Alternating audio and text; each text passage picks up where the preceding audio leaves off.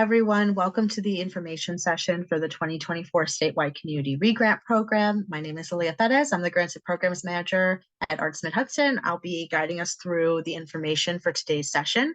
We're going to talk about the three main grant categories within the Statewide Community Arts Program, Statewide Community Regrants Program, which are Community Arts Grants, Arts Learning Grants, and Individual Artist Commission.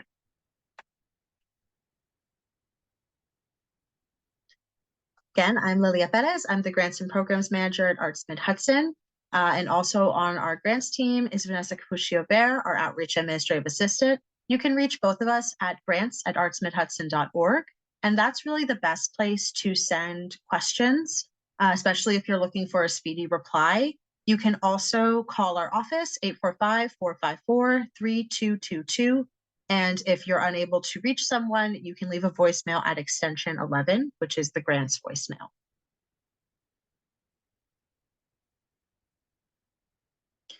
If there are any accommodations that we can provide to facilitate your participation in this program, please contact us and let us know. These include anything from translation services for grant assistant, large text, documents, technical support, and closed captioning is available using the either appearing below to you right now, or if not, please adjust the closed caption settings on the service that you're using. This session is being recorded for those of you that are here live today. If you're concerned about being on camera, please feel free to stop video on your camera.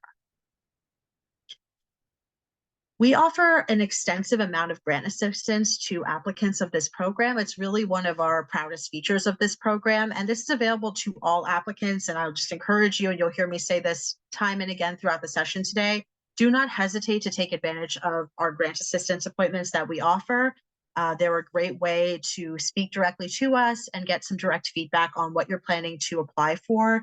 And especially if you have a draft prepared or a draft of your budget prepared, it's great for us to take a look at that and give you really specific feedback on what you're planning to submit.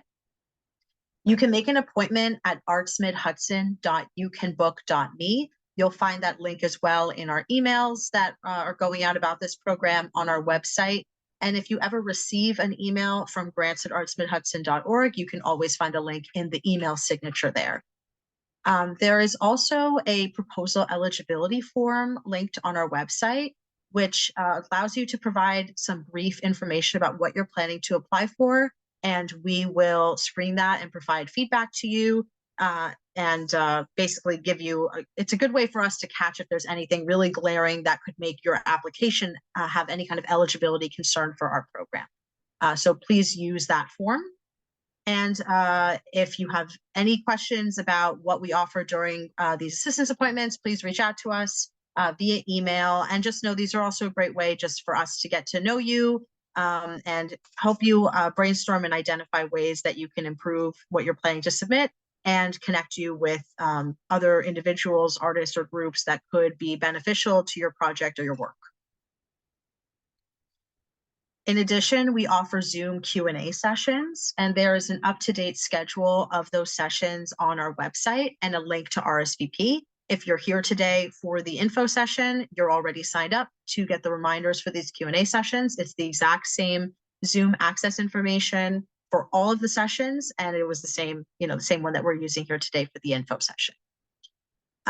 If you have any questions about how to access this, just send an email to grants@artsmidhudson.org.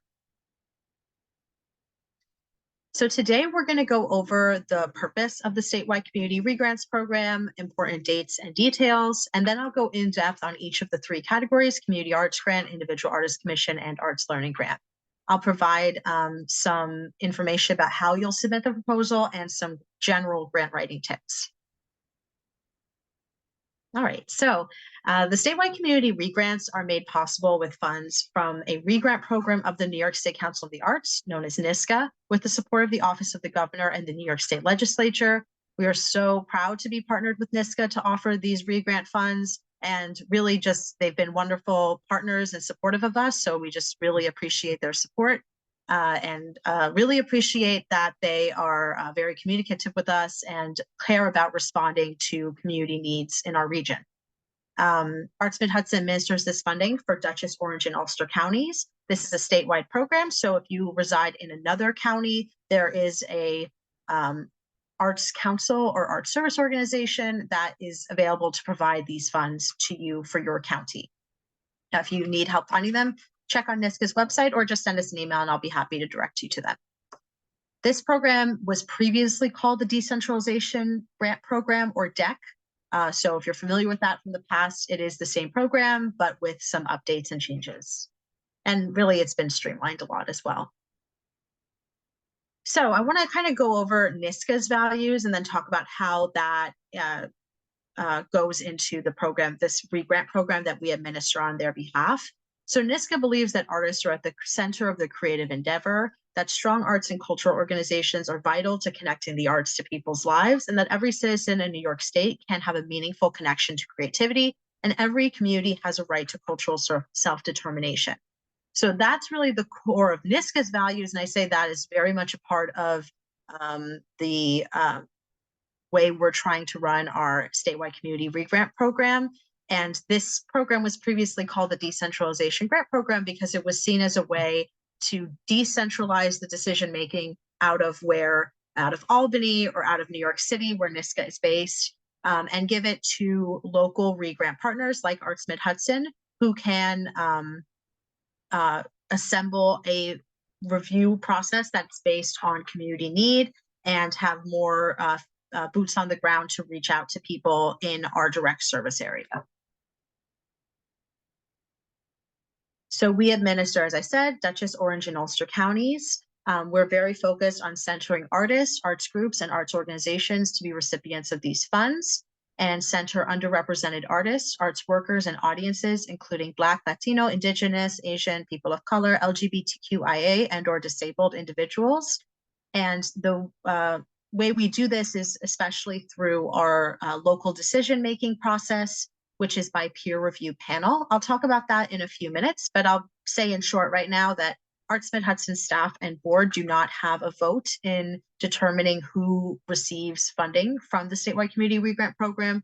We assemble a volunteer group of panelists that changes every year, and they are individuals who are either artists or work in the arts or are very involved in our community stakeholders in some way. And they together come together and make a decision to determine who will receive grant funds. We administer all three categories of the Statewide Community Regrant Program, the three that I've listed several times: Community Arts Grant, Individual Arts Commission, Arts Learning Grant. I just say this to mention that other sites may not necessarily do all three, but we do all three.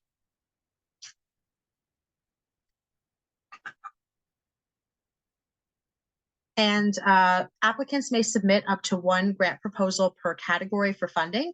The cumulative amount requested by a single applicant may not exceed $5,000. So what this means is we have three different categories. If you'd like, you could submit to just one and request the full maximum for the program, which is $5,000. Or you could submit $2,500 to one category and $2,500 to another category. It's up to you how you want to structure that. There are completely separate review processes, so you don't have to worry about if you submit one application, is the panel going to say, well, they already submitted one here, so we're less likely to fund them in another category? No, they're separate processes, but you cannot submit more than one application to the same category, and it cannot exceed $5,000. So we'll talk about how that adds up when we look at the exact funding amounts for each category. Important dates for 2024. So the deadline is Thursday, February 15th, 2024 at 11:59 p.m. So it'll close right before midnight, right before it becomes technically Friday. And funded projects must occur from January 1st to December 31st of this year, 2024. So that means that we can fund projects retroactively, meaning we can award some funds to projects that have already fully occurred or partially occurred. If you are planning to apply for a project that has already completed within the first month of the year or first 2 months of the year, I would really recommend making an appointment to discuss that with us so we can provide a little extra guidance on how to approach the application. But I'll say in short that you are then held to a little bit of a higher standard, because if the project already occurred, you should be talking about the success of what happened and talking more specifically about how you spent the money and what the funding will cover, and provide documentation of that event. So that's kind of the main things to keep in mind if the project has already fully occurred. If it's more like it's partially occurred, you've maybe put out some funding to begin marketing, or you've had some preliminary expenses or planning meetings, you should still be really clear about that in an application when you're, even if the project is going to occur later in the year, finalize at the later on in the year. Okay, I'm going to give a brief overview of each of the three categories. This is very brief. And the purpose of this, if you're watching the video, is for you to get a sense of what the three categories are and which of the following videos you want to proceed to get more information. I would say it's not a bad idea if any of these three pique your interest or seem like something you would be eligible for, to take a look at all three of the other videos. But we break it up this way so you can really have some control and just go towards what you feel like you need to see. So for the community arts grants, they are focused on public arts and cultural programs, such as exhibitions, festivals, performances, workshops, and more. Funded programs must have an arts activity as the primary focus. So I'll say here too that community arts grants are our largest category. We have the most funding to give out in this category. We receive the most applications in this category, and it's very broad. It funds a variety of types of projects. And for that reason, it is a very competitive category. So if you have any concerns about eligibility, I'm going to go over a bunch of eligibility stuff from now on for any of our programs. If you have any concerns about eligibility, I strongly recommend, first of all, do that project eligibility form, but make an appointment with us so that we can go over it and make sure it's worth your time to put in the application. Funding amount. So for the community arts grant, applicants may request $2,500 or $5,000. If awarded, applicants will receive their full request amount. No cash match is required. So you'll see when you get to the application, you'll only have the option to select one option or the other, $2,500 or $5,000. We used to give out partial grant awards, but we are, thanks to generous support from NISCA, we're able to offer full funding amounts this year. So the amount you request is the amount you would receive. I will say this, and I might mention it again because we got a lot of questions about this last year. Is it more competitive to request less? I will say, based on how the applications were scored last year, it did not matter to the panel whether the applicant was requesting $2,500 or $5,000. It was not, there was almost never the case where they said, okay, well, they're requesting $2,500, so I'm going to score them higher, or I'm more likely to fund it. They were mostly concerned with the strength of the application, the content, the potential impact on the community and the artists involved. And if you have a strong proposal and it's asking for $5,000, that's not going to be a knock against it. No cash match required, although I will say having some additional funds going in towards the project always strengthens the proposal. It increases the feasibility that's likely to happen in the way you're describing, because there's additional support for it. And that can go a long way in the scoring, which we'll talk about in a bit. All expressive artistic disciplines are eligible, including but not limited to visual, performing, written, digital, traditional, and experimental mediums. If you're concerned about if your medium is eligible, please look at the eligibility for projects, which we'll go over in a couple minutes or a couple slides. All funded activities must take place between January 1st, December 31st of this year, 2024, in Dutchess, Orange, or Ulster counties, and in the same county as the legal applicant. When you watch the in-depth video, you'll see me talk at length about what that means, who is the legal applicant, depending on how you are applying.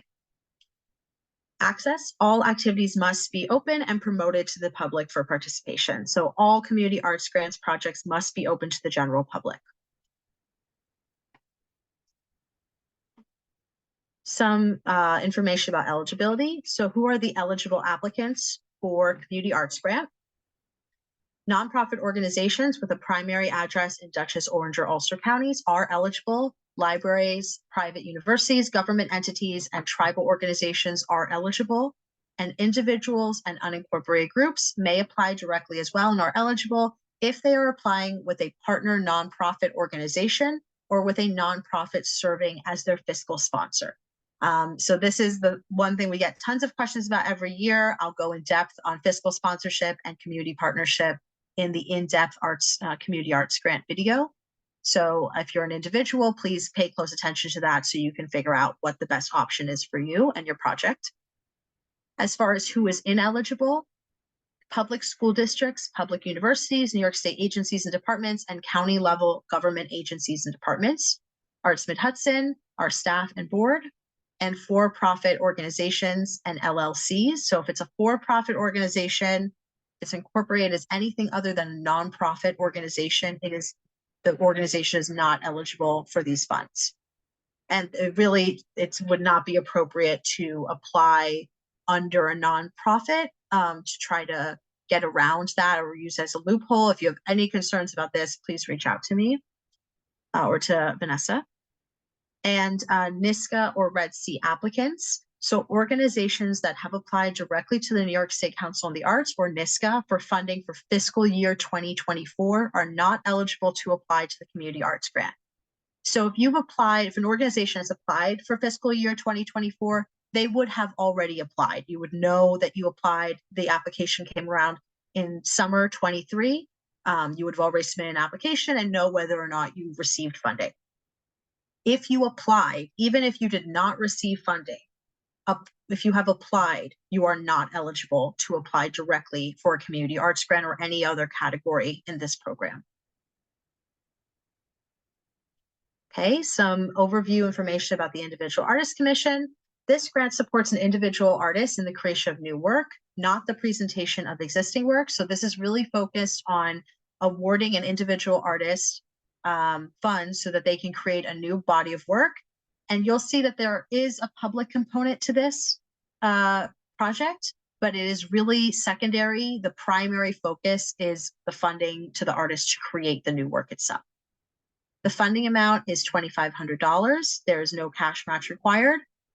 All expressive artistic disciplines are eligible, including but not limited to visual, performing, written, digital, traditional, and experimental mediums.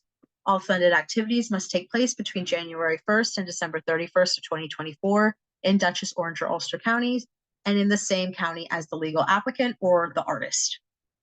Projects must include a public component, and there are two options for what we would consider a public component. You do not need to do both of these options. I actually don't even recommend doing both unless it really is core to the project you're planning, just because of the scope of the funding amount, $2,500. But you are required to be meeting at least one of these options. So the first is a presentation of the new work that's created, either in person or virtually, that is open to the general public. And that should be taking place in the artist county that they reside in, or involvement of a specific community during the artist's creative process. So that would mean that the artist is working with specific community. Maybe they are painting portraits of community members that go in and out of a very frequented business that's on a main street in a town in our region.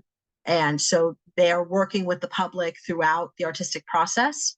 And that would fulfill the public requirement. They would not be then required to do a final presentation of the work, and vice versa. If they're planning a final presentation of the work, the artist is welcome to work completely on their own to create the work. They do not need to involve community involvement during the creative process, and they're fulfilling the public component by having that final presentation. We'll go in depth on this and give examples in the video about the Individual Artist Commission. If you are who is eligible for the Individual Artist Commission, artists must be at least 18 years of age at the time of submission, a resident of Dutchess, Orange, or Ulster County in New York State, may not be enrolled in a full-time degree program. Part-time degree programs are fine. Artist collectives, groups, and artist collaborations are not eligible for this program. Projects must be independent work initiated by the artist. And so this means this is not for community arts, say you're applying for a community arts grant and you want to apply for some funding for the artist fees, you would just ask for that in the artist, on the budget for the community arts grant application. Do not submit like a separate application to cover artist fees for a public program. I just bring that up because we get that question a lot, or we haven't gotten applications like that before. This is for an individual artist who is, initiating this project on their own.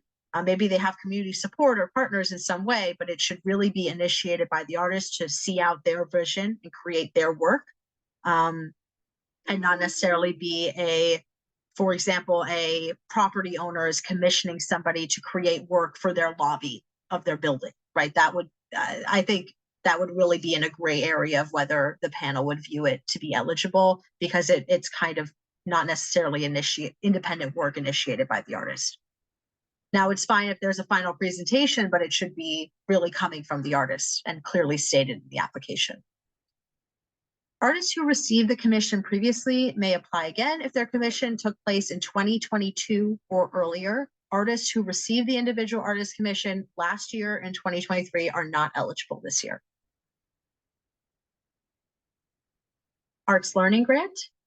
So this is our third and final category, some brief information and overview of it. So the focus of this program is to provide sequential skills-based workshop series of at least 3 sessions for a closed group of learners, either in a K-12 public school or in an after-school or community-based learning environment. And I think I'll give some examples of that now. So say for in school, it might be that you're working with a specific 4th grade class in a school, or it could be that you're working with all of the kindergarten students at a school. It really depends on what the artist has arranged with the school and for their lesson. So that would be the group that's being served.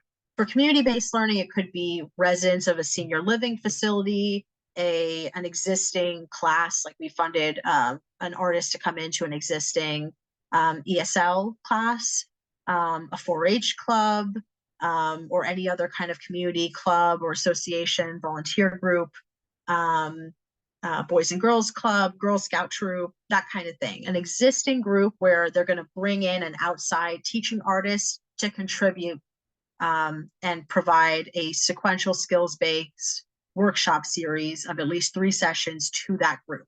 And so for that reason, it's not really open to the general public. It's just open to that group that the artist has identified on the application, and that's who it is serving. So this is an opportunity that you'll see when we talk about the community arts grant. We can fund workshop series in that category, but workshop series in the community arts grant should either be, maybe they're one-off, a series of 10, they're all a different artist and all a different subject, or you have maybe you have a series of workshops. Anyone can register in advance and join. That would mean it's really more appropriate for the community arts grant. For the arts learning grant, what's really core eligibility is it's the same group of learners that this teaching artist is coming to teach, and they're going through at least 3 sessions with the same group and the same instructor, and those sessions are building on each other. So that's what really differentiates workshops in the 2 categories. This is a major eligibility question we get, so if you have any concerns, this is a good one to reach out to us about. Applicants may request $2,500 or $5,000. If awarded, applicants will receive their full request amount. No cash match is required. So now that we've looked at the funding amounts for each category, you can see that, for Arts Learning Grant and the Community Arts Grant, you can ask for either $2,500 or $5,000, and the individual artist commission is set at $2,500. So if you want to submit multiple applications, say you want to submit a community arts grant and an individual artist commission, that would be fine, but you would be requesting $2,500 in each and not exceeding the maximum we talked about at the beginning of $5,000. Or you could just be saying, I'm going to just submit one application for $5,000 to the community arts grant. If you want help brainstorming what's the best option for you, happy to talk about that on call. Mediums. So again, for the Arts Learning Grant, all expressive artistic disciplines are eligible, including but not limited to visual, performing, written, digital, traditional, and experimental mediums. All funded activities must take place between January 1 and December 31st, 2024 in Dutchess, Orange, or Ulster counties and in the same county as the legal applicant. Arts learning projects are intended to serve a closed, dedicated group of learners, be it in-school students and or youth and or adult learners, and are not open to the general public for participation. So you may say, you'll identify that group and you'll see on the application, there's a specific question where you'll describe who they are briefly. Okay, so eligibility for the Arts Learning Grant. If it's an in-school program, nonprofits can apply directly. If their primary address is in Dutchess, Orange, or Ulster County, individuals and unincorporated groups may apply, and all applicants must be partnered with an eligible partner public school. So if a nonprofit wants to go into a K-12 school and lead a series of workshops with their teaching artists, that's totally fine. They just need to have a partner school that they're applying with. Same thing for individual. An individual can apply. They don't need a nonprofit involved. They just apply directly with the partner school. After school and community-based learning eligibility. So nonprofit organizations can just apply directly. They don't need a stated partner. They would just identify who the closed group that they're working with is. And really that is a partner for them, whoever is organizing that group, and they'll just state who they are on the application. Individuals and unincorporated groups are eligible when they apply with a nonprofit serving as their fiscal sponsor. And I will say it's really up to you to determine if you want to go that route, or if you want to, so if you're an individual and you want to do something at the senior living facility, you will need to find a nonprofit to serve as your fiscal sponsor, or just find a nonprofit that's willing to apply directly and then hire you. It's really up to you how you want to arrange that, and what makes sense based on if they're submitting any other applications, if you're submitting any other applications, and so on. Who is ineligible? Public school districts, public universities, New York State agencies and departments, and county level government agencies and departments. And just to clarify here, public school districts are ineligible because they are not the ones applying directly. It would not be appropriate for a public school to apply directly for these funds. The legal applicant in K-12 in school program is either the nonprofit or the individual who is partnering with the school. Arts Mid-Hudson, our staff and board are not eligible. For-profit organizations and LLCs, and organizations that have applied directly to the New York State Council of the Arts, or NYSCA, or Red C for funding for fiscal year 2024. Okay, I want to talk a little bit about inclusion and accessibility. So Arts Mid-Hudson, and I'll also encourage you to take a look on our website. We have our full DEIA statement and policies available. AMH strives toward broad inclusion and true access to arts and cultural programming for all. And so we encourage thoughtful outreach to and efforts to seek input from all groups in our region, and specific outreach and inclusion efforts to underserved audiences. So we see these funds as a really good opportunity for an organization or an artist to push themselves, to expand inclusion to their programming, to utilize these funds to enable that, be it marketing initiatives, paying, expanding how much they're able to pay artists, so more artists might be able to participate and be adequately compensated for their time and efforts. And so when we say specific outreach and inclusion efforts to underserved audiences, that means that we're not just speaking, and I'll speak frankly here, that we tend to get applications that speak about inclusion very broadly, or it doesn't seem like it's based on an actual plan that's grounded in reality of what you're going to do. So for example, if you're saying in your application that you're going to reach Spanish-speaking individuals, then we would like to see in the application, what are those specific efforts to reach that group of people, and what specific marketing are you going to do? Are you going to be translating into Spanish? Is the programming going to be accessible once they're there and to them, if you are speaking, seeking out people who may only speak Spanish or may speak limited English?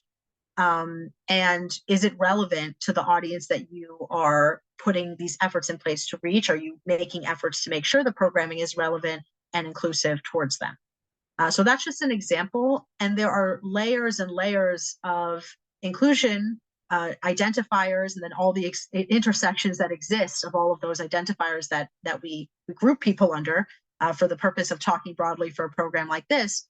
But I'd say using that kind of broad language in your application and in practice is not going to be as helpful as really picking a couple areas that you know you can provide excellent or expansive inclusion through these funds, and really highlighting those specific areas instead of casting really broad strokes about it'll be open to everyone. You know, of course it's open to everyone, but what are some specific initiatives you're going to do this year to expand inclusion for a specific group or a specific couple of groups? And that is done through seeking input and not determining on your own what that group is looking for, or what is going to be truly accessible or helpful or reach them in terms of marketing. We strongly, and I think this will be on the next slide, I really encourage you to think about if you're trying to reach out to the Spanish-speaking community in Dutchess County, for example, then get some people on your planning committee who are Spanish-speaking, and pay them for their time and get some guidance from professionals who are working in that field and have that lived experience. And I'm going to talk broadly about all the different, when we talk about inclusion, and I say this to think about all the different groups that you're serving and who you might be serving, be able to serve better through these funds. So I'll say, these are groups who may have limited access to arts programs, services, or resources due to location, race, economic status, gender identity, sexual orientation, age, religion, disability, or other factors. So you might have a really clear case to make for why this is really going to reach out to the LGBTQIA community.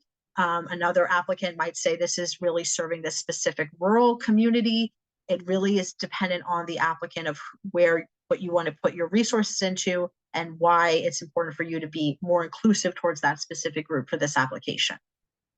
Some groups underserved by the arts in our region may include Black, Latino, Indigenous, Asian, people of color, LGBTQ+, disabled, elder, youth, rural, and/or low-income audiences. And of course, the intersections of all of these groups and identifiers. If you want to brainstorm about this, or if you have questions, this is, again, another really good thing to make an appointment about. Priority will be given to activities that take place in locations that are fully compliant with the Americans with Disabilities Act. We really encourage you to consider accessibility before the event, during the event, and after the event, meaning so when you're planning, when you're there, and different accessibility needs may come up, and after in terms of surveying and seeing what could be improved for next time. So accessibility to us means planning to ensure individuals with disabilities may fully participate, resources for blind individuals, resources for deaf or hard of hearing individuals, translation services, free or pay what you can programs, transportation assistance, childcare, in-person or virtual consideration, especially for people who are immune compromised, and how you're going to conduct outreach. And so think about, are there ways that you can expend some of these grant funds to expand accessibility in specific ways into specific groups? All right, now I'll talk about our process for this. Oh, I think I have a slide out of whack, but it's all right. I'm going to talk, it should say eligibility. So I'm going to talk a little bit about some general eligibility to consider overall for all three categories. And I'll have some more specific eligibility stuff for each in-depth category when we talk about it. And then, of course, they're all listed in detail in the guidelines. So ineligible projects that result in permanent public art, including murals, sculpture, and landscape art and architecture. We get this question a lot, but we cannot fund any permanent public art. Basically, we cannot fund anything that changes the value of a property, building, or land. And so if you are doing a public art project that could still be eligible, it just cannot be permanent. It needs to be temporary and not changing the value of a building or land. Activities that are primarily recreational, therapeutic, rehabilitative, or religious in nature are ineligible. So there may be an something that's being proposed where there are recreational aspects to the project, but the main focus should be on an arts or cultural program. Ineligible also includes non-arts focused activities, including fundraising events or programming used as a fundraising event, humanities programs or programs that are primarily academic, martial arts, stand-up comedy, recreational parades, balloons, clowns, magic, programs occurring in private homes, and sip and paint events. So we have like a list, partially from NISCA, partially from previous years and panel feedback of some specific types of projects that are not going to be eligible for the Statewide Community Regrant Program. Now I'll talk about some expenses that are not eligible in any of the categories. These are things that cannot appear as a line item on your budget that you're asking the grant funds to pay for. Operating expenses of privately owned facilities, homes or studios or capital improvements, acquisition of works of art, contingency funds, lobbying expenses, regrants by the applicant to fund other activities, awards, trophies, certificates, stipends for students, scholarships, fellowships, contests, competitions, cash prizes, and juror fees, basically anything where you're going to take the funds and then just give them as a prize or as another grant. This is already a regrant program, so that's already taking place. Fees paid to children under the age of 18, entertainment costs, including receptions, food, and fundraising events, and out-of-state travel costs. We can fund travel within New York State, but not outside of New York State. And I'll just point out and highlight again, food is a big one. We inevitably get 10 applications every year that are including food as a line item in their budget. Please, if you're hearing this, don't do that. We are not able to cover any food or any of these other expenses listed here. Talk briefly about our peer panel review process. So all grants that are submitted to this program are reviewed using the same peer panel evaluation process that we've modeled after the New York State Council on the Arts review process. And we have, been doing for several years and really love because it works quite well. When your application comes in, Arts Mid-Hudson staff, myself and Vanessa, will read all the applications and highlight, make notes of any eligibility concerns. But once you're submitted, unless there's a document that's just not visible on our end, we cannot allow any applicants to make any changes or revisions to their application. Even if I identify there's an eligibility issue, it's just not fair for me to then turn and ask you to make an adjustment when I might catch and not catch something else for another applicant. We have to go through the entire process. And so really it's just if Vanessa and I will make notes to point things out to the panel and reach out if there's a file that just will not upload or be visible on our end. And then it turns over to the panel. And the panel includes artists, arts workers, and community members who evaluate the grant proposals and recommend a level of funding. There are new and returning panelists every year. And so we have a couple returning because they're very helpful. They've gone through it before. They can help keep the meeting moving. But we'd like to have majority new panelists. And I like to point this out just as a general grant writing tip. When you're applying to funders where the review panel is changing, your odds change every year. It's a completely different group of people. The culture of them coming together and what happens over the course of the day is totally different than what it was the previous year. So this is a type of program I recommend continuing to apply for, even if you don't get a grant this year, because the panel will be different in 2025, for example. Each county will have a separate peer panel composed of individuals who live in that county. And that I should note there that is really just for the community arts grant. Unless we get an overwhelming number of applications in the individual artist commission, we tend to keep that as one panel, and we get fewer for arts learning. So we typically keep that as one panel. So we'll have 5 panels in total, 1 for each county for the community arts grant, 1 individual artist commission, and 1 for the arts learning grant. If it's a multi-county panel, then we have an equal number of representatives from each county. And it's also balanced to make sure we have expertise for the variety of mediums in the mix and types of projects in the mix. As I said earlier, Arts Mid-Hudson staff and board members do not have a vote in this process. We are there to guide the conversation. We have a voice, but we don't have a vote. And panelists have access to information on previously funded projects if they ask. We're happy to give them an update on final reports from previous years. And please note that prior grant funding does not guarantee continued support. I'll tell you briefly for the review meeting itself. They read all of the applications themselves ahead of the meeting, and then all the panelists come together and have a conversation about each application. And they score each application based on the review criteria, which we'll look at when we look at each category.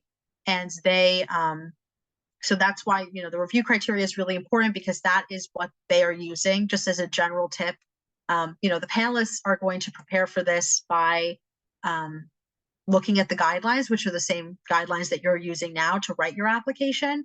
So relating your application or your writing to the guidelines is helpful to the panelists. It shows, it's familiar language, perhaps. When I give my final grant writing tips, I'll talk about that, but just know they're using these same materials as you are to prepare to review. If you know somebody who would make a great peer review panelist, we do have a panelist nomination form, and it is also on our website. If you receive a grant from the Statewide Community Regrant Program, you'll be asked to submit an interim report, which is a paragraph updating us on how the project's going, a final report, which is more detailed, and it asks you for some demographics of your audience. So it's important to keep that in mind, that you will be asked to provide specific information about your audience, which you'll be made aware of upon receipt of the grant. You'll be asked to update Arts Mid-Hudson if there are any major changes to your program, but also know that there is flexibility within the grant period. As plans can change. There are outside factors that can make it necessary for plans to change, and we are very understanding and flexible of that, especially for the Individual Artists Commission. The Individual Artists Commission, you're submitting your proposed plan of a project or a body of work you're going to make, and once you start making it, you might get led down a different path, and that's totally fine. The main thing to keep in mind if any changes are occurring is that they're not at odds with what we can and cannot fund, the type of project we can and cannot fund, or the type of expense we cannot fund. I'm going to go over some final grant writing tips that kind of apply overall to the program, and then I'm going to get to getting in depth about each category. So first of all, I recommend answering the questions directly and succinctly as possible. And I recommend this because our reviewers, last year we got our highest number of applications ever, and I only anticipate us exceeding that goal again, or that number again this year. So please try to be succinct and direct in what you're writing. I often recommend, you'll see when we look at the applications, there's a key question that is your project description, where you're asked to provide an overview of the project that you're applying for. And I recommend starting that off with, I am requesting this amount of money to do this project at this location with these key artists involved on this date, right, or this time period, and just getting all of the core who, what, when, where out of the way, very clear, so that everything that follows just supports that clarity that you've set up. And what's really important is why. Talking about why you're doing this project. Are there any goals you're setting for yourself? Why is it valuable to you as an artist, or to your organization, or to the audience that you're going to serve? Okay, provide specifics to understand the scope of the project and the depth of planning. So although I'm recommending to be direct and succinct, that's very much in the structure of how you're presenting the writing and the order that you're presenting your writing. And then within that, though, it's don't shy away from providing succinct details, very clearly stated details about the scope of the project, and that will help you demonstrate the depth of your planning, and make the panel feel very confident in the feasibility of the project. I always recommend to write for someone who knows nothing about you or the project. And that's kind of just doing a little bit of a check at the end and asking yourself, is the who, what, when, where, and why here? And double check to make sure that you haven't made assumptions about what the panel knows about your artistic history, your organization's history, or the project's history. It's up to, they're only going to know what's in the proposal. You'll see that there are places to provide an outside link, like to your website, or, you know, there's the supplemental materials, but really, if you want them to know it, it needs to be in the application itself, and it needs to be really clearly stated. So a good way to check for this is to ask Arts Mid-Hudson, you know, our staff to review a draft. That's the kind of thing I'm constantly catching. Or if, I mean, if you're watching this and you've worked with me many times to review drafts or about the same project, I might also make those assumptions because I'm familiar with you and your work. So maybe Vanessa will be really helpful this year in that. And also, I really recommend you any outside people, trusted friends, colleagues, or family that you can ask to read this and give you some feedback. It makes sense to them. Reference the goals and priorities of the funding program and the guidelines. You know, that's kind of what I was alluding to before. It's how I always, when I start a grant application, I like to sit down, if I can, print out the guidelines and just start highlighting stuff that sticks out to me, or just have another piece of paper where I just write down all of the key phrases or words that stick out to me, either like I think it's an eligibility thing I need to be aware of, or it's something I really want to mention in the application. My project is really meeting this goal that you set out in X, Y, and Z. I think that's a really good starting point, just to like dissect the guidelines, pull out the stuff that's useful to you and important to you. And then I also really recommend, as it's on the list here, free writing. If you're having trouble getting started writing, just say like, I don't know how to answer this one question on the application. I'm just going to set a timer for 5 minutes and I'm going to write down every word, phrase, or idea that comes to mind when thinking about this. And then that can kind of be like a raw information that you can then use to make look nice and into a composed response. I also really recommend outlining, you know, from that free writing a list. These are the key points I want to hit in this paragraph, just like a list for yourself. And then last, control the review discussion. And what this means for us is the panel is made up of individuals, artists, just like you, who are prone to get, you know, may get distracted or may, you know, dig into something and say, you know, in their budget, they said that they're going to sell 100 tickets. But in the narrative and the description they've written, they said that they're going to sell 50 tickets, right? And so if there's a number discrepancy like that, panels can tend to get really distracted and say like, wait, there was this discrepancy. Let's all stop talking about this and look at the application and figure out which one seems like the right number. So just make sure you're really checking, especially over the course of writing, numbers like that may change. So I like to use the find tool. If you don't know how to use that, please, if you need like some computer technical help like that, that's a good thing to ask us when you're on a call with us. I'm always happy to help with that kind of thing.